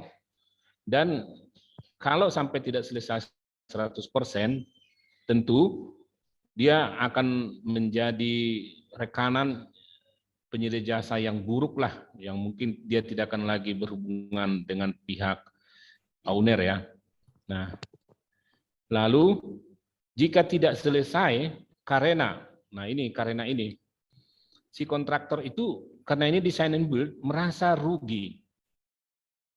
Karena waktu dikontrak misalnya volume box culvert tadi hanya tertuang 43 dalam basic desainnya. Tapi setelah dilaksanakan menjadi 49. Nah, itu mau tidak mau kontraktor harus menanggung resiko apapun. Karena secara hukum kontrak design and build, kecuali dia menyatakan bahwa ada item pekerjaan baru yang tidak ada tertuang dalam kontrak awal. Jadi kalau kontrak awal tertuang di situ box culvert, ya. Nah, kemudian diperjanjikan sebanyak A dananya yang tersedia, ya. Karena volume-volume di situ bukan volume satuan, volume misalnya beton, tulangan. Tapi ternyata untuk yang tulangannya tersedia misalnya sampai 50.000 kilogram, itu hanya mencukupi untuk 38.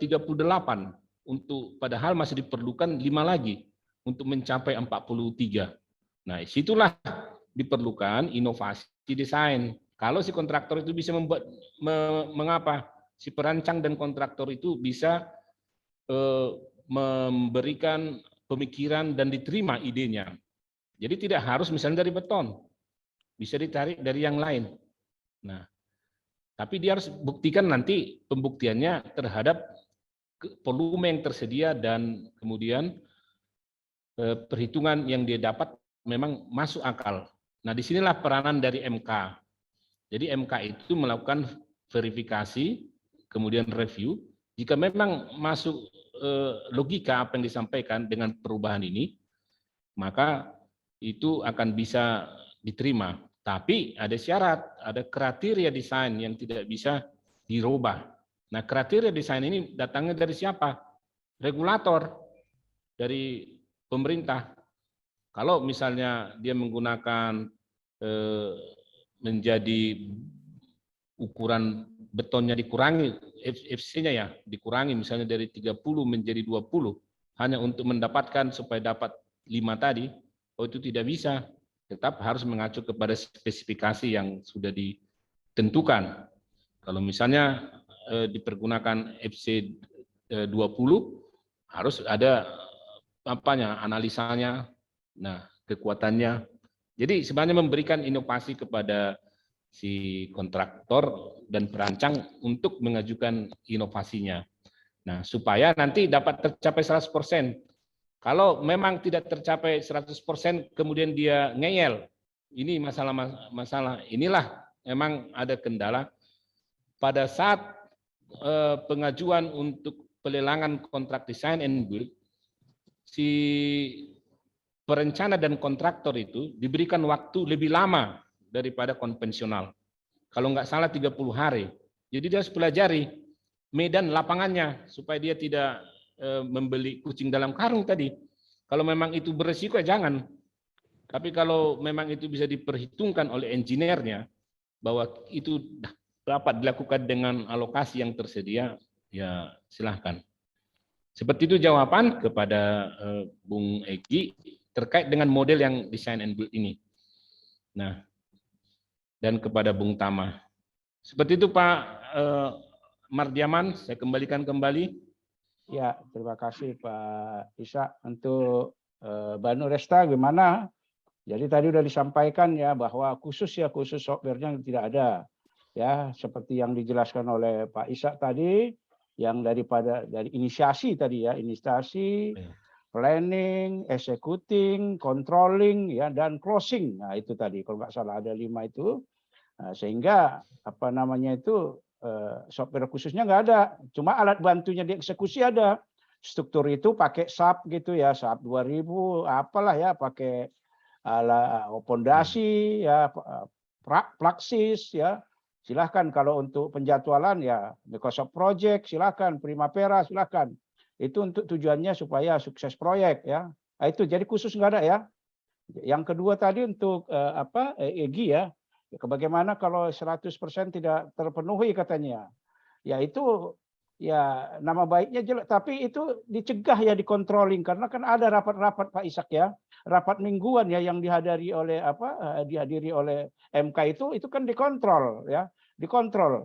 Apabila dia 0 sampai 70% dari masa kontraknya, dia lewat itu 10% ya, minus 10% itu SCM. Kalau tadi Pak Esa ada tadi jelaskan SCM ya. Ya ada SCM ya. Jadi dilakukan SCM. Ya, jadi kalau 0 sampai 70 minus 10 dia STM. Nah, di STM itu dipanggil ya Pak Isa ya, kontraktornya dipanggil itu. Dibuat dia janji berapa persen yang bisa dikejar dalam 1 minggu. Itu direkturnya dipanggil juga karena terkait dengan sumber daya kan. Pendanaannya seperti apa gitu. Jadi itu ya, kalau 70 sampai 100% dari masa kontrak harus dapat minus 5. Itu dibaca nanti. Itu penelitian yang menarik ya. Kebetulan saya lagi menulis itu ya, udah masih digodok di dalam jurnal internasional, mudah-mudahan bisa dipublikasi. Itu yang saya jelaskan ya, 070 70 ke. Jadi ada simpangan-simpangannya ya, ada deviasi-deviasi yang namanya progres, yang dari rencana ke aktualisasi. Jadi dikontrol oleh melalui rapat mingguan. Barangkali itu EG ya. Jadi kalau yang 100, kalau tidak ada nggak masa pemeliharaan 1 ke 2 kan ada. Dia dikasih 50, coba dibaca nanti mengenai Permen PU tentang pengadaan jasa konstruksi ada itu. Ya dikasih 50. Cuma ada kalanya ya, ini berbagi pengetahuan kita ya. Ada kalanya sudah tutup tahun anggaran. Saya kemarin itu Pak Isa tutup anggaran. Jadi nggak bisa dikasih yang 50 hari. Karena tutup anggaran nggak dibayarkan. Jadi nggak turun anggaran, akhirnya di stop di situ. Tapi ya di lapangan ya pelan-pelan lah diperbaiki kira-kira gitu. Jadi mengerti sama mengerti lah kita, nggak ada dunia konstruksi ini yang pasti semua ya Pak Ishak ya.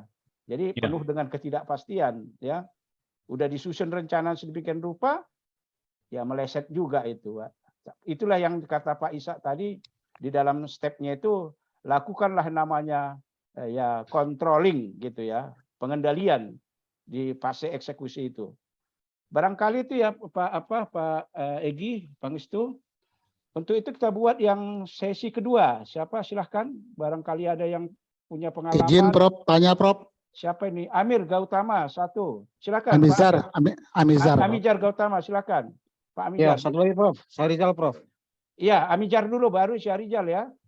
Amijar dulu, Syahrizal ke Pak Ishak diarahkan ya. Terima kasih. Silakan.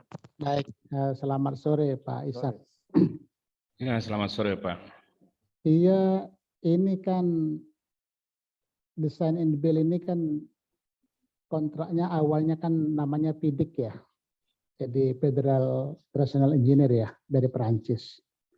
Itu di bawah tahun 2015 memang masih pakai PIDIC. Kalau sekarang sudah aturan sudah di 2015 ke sini sudah dibuat oleh Kementerian PU. Terus ada lagi kalau tadi dibuat oleh dipaparkan oleh Pak Ishak itu kan masih sistem segitiga. Itu betul. Nah, dan kelebihannya juga adalah di dalam kontraktor pelaksananya yang memegang design and build ini dia mempunyai konsultan sendiri di dalam. Betul begitu Pak ya? Selain konsultan supervisi yang ada.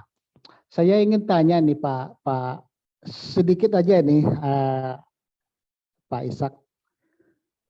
Dari contoh-contoh yang sudah ada nih di kita lah di Indonesia tuh, baik pembangunan tol di tebing tinggi dimanapun lah, termasuk yang tol Nusa Dua tempo hari. Kalau lihat dari paparan Pak Ishak tadi ada kehemat waktu rasanya tadi kalau nggak salah baca, hemat waktu kira-kira 35% kalau nggak 3,5. Kemudian ada hemat kos juga ini. Wah ini menarik sekali nih. Hemat kos sampai 6,1. Luar biasa ini. Tapi kok jarang bohir atau owner yang memakai kontrak design and build ini. Seringnya yang pakai konvensional. Saya ingin tahu satu pertanyaan Pak Ishak. Dari penyampaian saya tadi. Di mana ini contohnya ini? Di mana contohnya yang sudah pernah ada sip waktu 35% dan untung 6,1% dari sisi biaya. Bukan untung atau apalah, hemat lah gitu ya. Di mana ini contohnya? Saya pengen tahu ini. Ini menarik sekali ini. Soalnya kalau memang ini seperti ini orang akan berbondong-bondong ini akan ikut ini. Terima kasih Pak Ishak. Selamat sore. Ya, terima kasih Pak Amijar Gautama, Pak Ishak. Ya, nanti sekali yang kedua langsung ya Pak Ishak ya. Silakan Pak Pak Syahrizal ya. Syahrizal silakan. Prof, Syahrizal silakan. Baik, terima kasih Prof. Begini Pak Ishak, untuk saya pernah ngalami untuk kontrak design and build, tapi di swasta ya Pak Ishak. Itu kebetulan mau bikin proyek untuk sekolah swasta.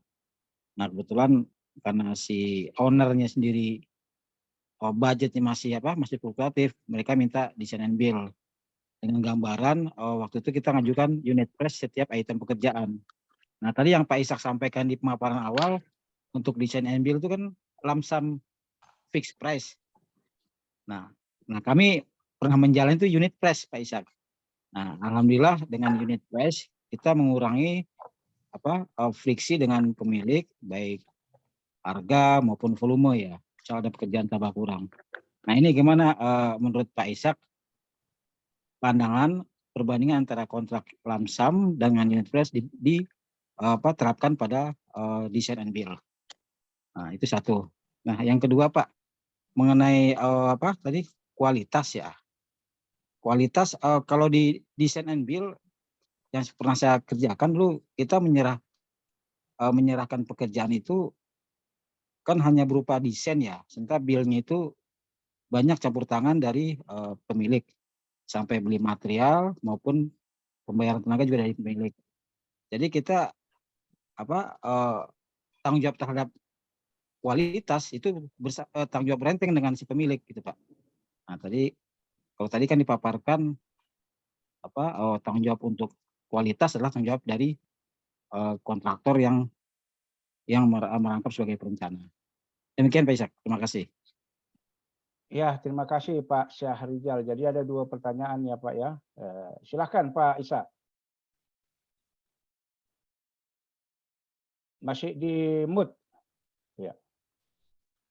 Ya, baik. Terima kasih Pak Amijar Gautama, Bapak. telah memberikan pertanyaan yang cukup bagus juga.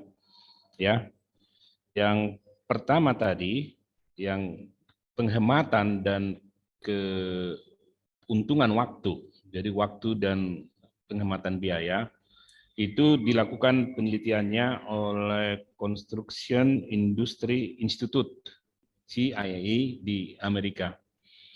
Itu banyak yang mengambil referensi tersebut. Sementara di Indonesia kita belum ada, pernah saya baca, entah Pak Mardiaman dekat dengan kalangan akademisi di Jakarta, mungkin ada, bisa kita di-share juga bagaimana hasil penelitian ini. Kalau di Amerika memang seperti itu, dibuat terhadap proyek yang 351 proyek yang bernilai di antara 5.000 sampai 2,5 miliar. Nah, itu hasil penelitiannya Pak Syahrizal. Jadi itu kutipan. Di sumber pun saya sebut itu, saya kutip. Nah, kalau di pengalaman di Indonesia yang pernah di Indonesia, ini belum pernah ada saya baca, tapi kalau pengalaman subjektif ya, saya sendiri, saya Pak Syahrizal, soal waktu, belum pernah saya lihat juga lebih cepat dari yang diperkirakan. Jadi ada satu proyek besar yang pemerintah, waktu Pak Jokowi sudah naik, kemudian dia untuk perbatasan negara, itu target target sekian hari, ya misalnya sekian hari kerja, itu ternyata mengalami penambahan semua, penambahan waktu. Nah, sehingga bisalah diresmikan itu menjadi mulai diinisiasi tahun 2014, ya namanya Mota Ain, Mota Masin, Wini, namanya Entikong, namanya Susko, aku udah ikutin semua. Itu rata-rata membutuhkan penambahan waktu. Nah, masalahnya ternyata bukan masalah fisik bangunannya, Pak, tapi pembebasan lahan. Pembebasan lahan ini menjadi masalah karena dari segi desain tidak bisa dilakukan dengan adanya sekarang teknologi ya.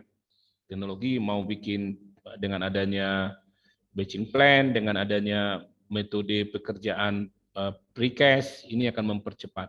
Nah, apakah metode desain dan build di sini salah?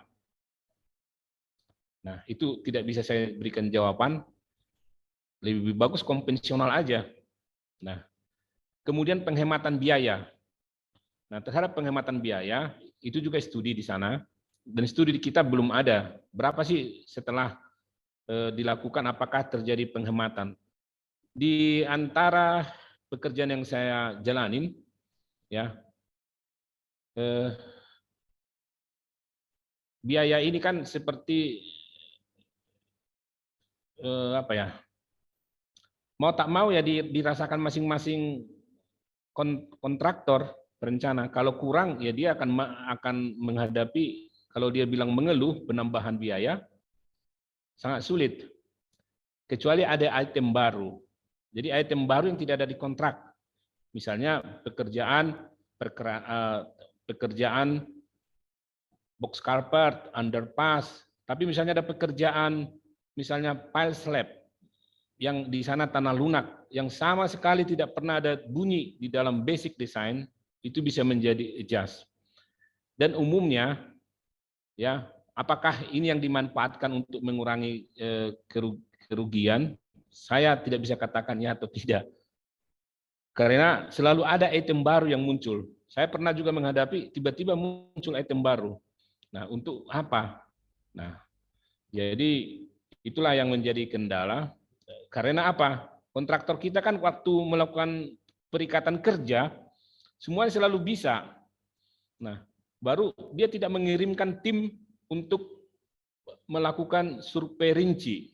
Pokoknya ini udah untung lah ini. Nah, jadi itu Pak Syahrizal.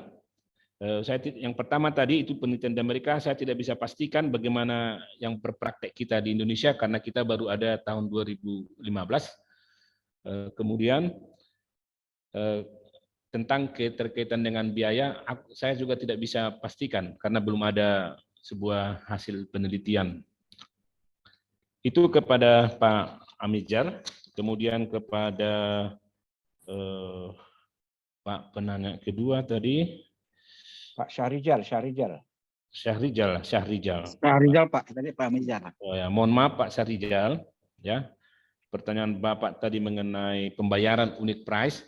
Soal pembayarannya bisa aja. Kalau basic design and build adalah lansam, artinya keseluruhan, yaitu perencanaan dan pelaksanaan. Nah, kalau misalnya cara bayarnya bisa unit price, nah itu bisa saja disepakati. Jadi namanya antara lansam dan unit price. Nah, seperti pengalaman Bapak membangun gedung, kemudian dari segi rencana sudah menyiapkan desain, kemudian menyiapkan spesifikasi, kemudian pihak pemilik owner ya membeli sendiri bahannya. Nah, itulah yang enggak kalau di proyek pemerintah yang terikat itu menjadi permasalahan kendala karena tidak lagi campur antara si owner. Jadi owner itu hanya tanya, ini saya mau beli semen. Nah, semen yang kamu mau beli apa? Owner bisa tanya itu. Semen misalnya jenis ini.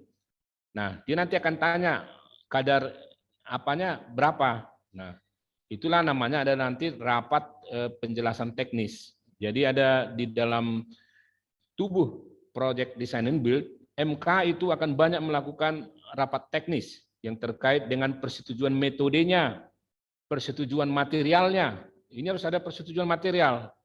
Namanya itu dituangkan semua dalam SOP. Jadi SOP untuk persetujuan materialnya, SOP untuk JMD-nya, SOP untuk JMS-nya, SOP untuk pelaksanaan kerjanya, semua harus dilengkapi. Nah, karena tadi ini bersifat individu, ya Pak Syahrijal, kita bisa memahami karena mungkin dia biarlah aku beli biar lebih murah, tapi dalam konteks yang menggunakan dana publik ataupun proyek swasta yang sudah terbiasa, karena saya juga pernah mendampingi swasta untuk ini, dia sudah percayakan semua kepada kontraktor dan perencana. Ini yang kita mau. Nah, jadi seperti itu yang praktek yang semestinya bisa dilakukan. Tapi karena bersifat individu, ya, bisa saja, sudahlah biar saya beliin. Ada yang saya toko lebih mudah, lebih murah lagi. Itu individu lah. Tapi kalau bersifat swasta yang sudah mempunyai badan hukum, mungkin kurang tepat kalau dalam kontrak kemudian dia ikut lagi campur. Demikian yang bisa saya jawab. Mudah-mudahan bisa Pak, memberi. Ya. Jadi Silakan. yang tadi proyek sekolah itu yayasan Pak Ishak, yayasan itu sudah berbadan hukum. Jadi mungkin mereka maksud untuk apa? Untuk kontraknya desain and build itu supaya apa? Supaya ada pengembangan di tengah jalan, mereka lebih luasa. Nah, biasa mereka juga punya tim untuk purchasing. Kita hanya desain dan pengawasan. Mungkin desain build di swasta dengan di pemerintah mungkin ada sedikit perbedaan mungkin Pak Ishak ya. Gitu Pak. Beda, iya beda. Memang ada lagi satu namanya kontrak EPC ya. Semuanya dilakukan oleh satu pihak yang ditunjuk oleh owner. Dari mulai mendetail di procurement sampai di konstruksinya. Namanya kontrak EPC. Biasanya dipakai di Pertamina. Di Kementerian PU saya belum pernah lihat kontrak EPC terpakai. Mungkin ada bapak-bapak yang tahu sudah pernah ada pakai. Tapi yang design and build di PU sudah banyak. Khususnya sekarang di jalan tol. Tadi ada menyinggung jalan tol. Kenapa bisa dari itu tadi keuntungannya atau waktunya bisa jadi lebih lama? Semua ada persoalan. Itu tadi bisa jadi kambing hitam. Nah, padahal sumber daya dari kontraktor yang kurang, dibilang masalah lahan. Nah, tadi ada 10 area yang perlu kita amankan dalam project design and build, dan itu memang pengalaman dan diambil juga dari beberapa studi yang saya kombinasi. 10 area yang perlu pengamanannya. Kalau enggak akan berhasil tadi dapat hemat waktu, hemat biaya. Nah, saya kembalikan ke Pak moderator. Ya, terima kasih Pak Isa SM Sregar. Jadi sudah dipaparkan tadi, tapi saya ada sedikit ulasan ya. Jadi yang pertanyaan tadi itu Amijar sama Syarijal yang ada kompeten keterkaitannya itu mengenai mana sih buktinya ya kan, lebih hemat, lebih passion, lebih apa. Nah, itulah kelemahan di Indonesia. Tadi Pak Isa sudah sampaikan di CII itu sudah dilakukan penelitian. Jadi itu sudah dikasih sebagai referensi acuan. Barangkali ya, saya juga menganjurkan mahasiswa cobalah diteliti itu benar nggak. Kita buat nanti angketnya, itu bisa itu kita buat itu Pak Syarijal sama Pak Amijar. Itu bagus sekali kalau kita bisa angkat itu ya. Jadi bisa menjadi sumbangsi kita lah. Dan apa yang ditanyakan itu nggak ada itu di Indonesia, mana lebih hemat, lebih nggak ada di Indonesia, nggak ada datanya itu. Kalau di luar negeri udah terdatabase semua ya. Nah, jadi itu kalau bisa Syahrijal atau Amijar mengangkat itu ya, saya kebetulan jadi dosennya siap untuk membimbingnya. Saya paham itu ya. Siap. Paham itu. Kalau itu mulai sekarang kita angkatlah ya. Kita angkat itu menarik benar itu, bisa kita patenkan itu nanti ya. Karena nggak usah yang susah-susah dulu, yang sederhana aja. Karena nggak ada yang susah-susah itu nggak jadi nanti. Punya keterbatasan waktu kan, dikasih kita 6 bulan, ya kalau kita dikasih tadi waktu 1 tahun dikasih dananya 500 juta, barangkali bisa ya kan. Jadi nggak ada ya, nggak ada itu yang di Indonesia, belum pernah saya baca itu. Tapi di luar ada, yang tadi Pak Isa itu ada saya itu. Jadi latar belakangnya kenapa penelitian itu Anda lakukan, itu disebutkan. Oh katanya di Amerika CII itu katanya lebih hemat desainable itu. Di Indonesia bagaimana? Itu pertanyaan induknya ya, pertanyaan utamanya. Itu menjadi question mark itu Pak Syarijal Amijar. Itu bagus benar. Ya, saya dukung orang MK itu ya. Construction Management cocok itu. Jadi inilah gunanya kita seminar ini, jadi banyak tumbuh-tumbuh ya Pak Ishak ya. Apa yang bisa digali, karena banyak juga tadi itu. Kriteria, benar nggak itu kriterianya? Nah, itu kita bisa pakai AHP nanti, Analytical Hierarchy Process ya. Nah, itu nanti jadi sebuah penelitian kebijakan yang merupakan sumbangsi kita. Jadi manfaat daripada diskusi gini kita sangat berkembang ya Pak Ishak ya. Nah, ya. Ya Pak. Oke, yang terakhir ya barangkali ya kita kasih satu sesi lagi ya. Yang terakhir karena waktu sudah jam 4.55. Tadi janjinya jam 5.10-an. Silahkan yang mau bertanya. Silahkan. Kenapa Pak Heribertus lagi ngomong-ngomong itu? Mau bertanya? Ada lagi para mahasiswa, ada kali yang mahasiswa 1. Pak Heribertus itu bercerita atau ada lagi? Sekarang sudah kita kasih satu sesi lagi, satu pertanyaan lagi. Ada? Satu pertanyaan lagi. Tapi Pak Mardiaman, Ya. saya ingin jelaskan dulu tadi yang menjadi faktor perubahan itu. Itu juga belum ada satu riset ya penyebabnya. Tapi itu saya ambil dari pengalaman mendampingin, ya pengalaman mendampingin. Jadi bagaimana terjadinya penambahan volume, perubahan pada yaitu kuantiti ya, perubahan kuantiti dari apa yang diperjanjikan dan bagaimana terjadinya juga kendala waktu penambahan karena faktor-faktor tadi. Nah, jadi hal menarik Pak Diaman kalau ada yang mungkin akan dilakukan lagi pendalamannya, tapi faktor 5 tadi itu kuncinya. Jadi ketika dari basic aja 2 tahun berubah ke pelaksanaan, itu saya alami di sini. Jadi awalnya nggak ada jalan jalan lingkar di Siantar. Tiba-tiba sudah ada jalan lingkar. Wah, ini harus merombak lagi sudah.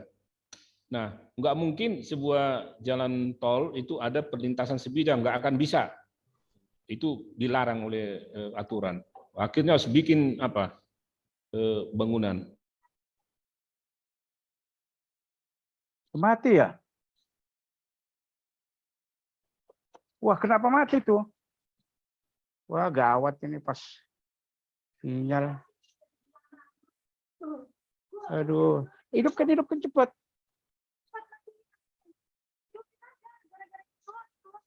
Betul. Orang itu jalan itu tetap ya. Kalau mati.